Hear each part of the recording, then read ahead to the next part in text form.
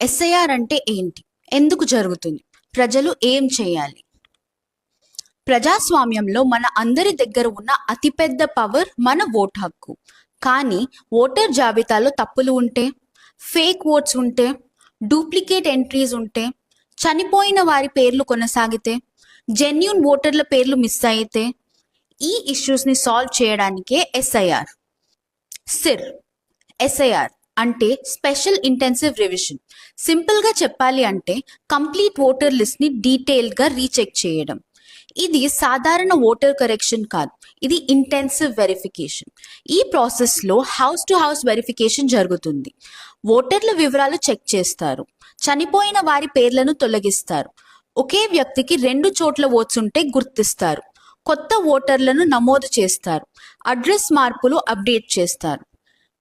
SIR సమయంలో booth level officers అంటే BLOs ఇంటింటికి వచ్చి వివరాలు వెరిఫై చేస్తారు. Voter ID, Aadhaar card, address proof, family డీటెయిల్స్ను వాళ్ళు అడగవచ్చు. కొన్ని సందర్భాల్లో ఫామ్స్ కూడా ఫిల్ చేయవలసి ఉంటుంది. కొత్త ఓటర్ నమోదు కోసం ఫామ్ 6, తప్పు ఓట్ తొలగింపు కోసం ఫామ్ 7, ఎగ్జిస్టింగ్ డీటెయిల్స్ను కరెక్ట్ లేదా అప్డేట్ చేయడానికి ఫామ్ 8 సబ్మిట్ చేయాలి.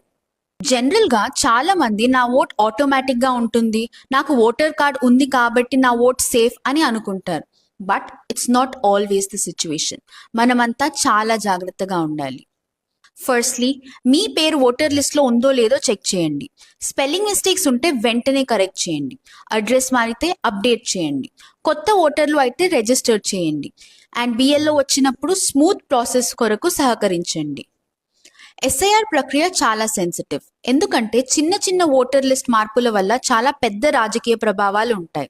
అందుకే political parties, booth level agents అంటే బిఎల్ఏస్, లోకల్ వాలంటీర్స్ అందరూ ఓటర్ వెరిఫికేషన్ని క్లోజ్గా మానిటర్ చేయాలి.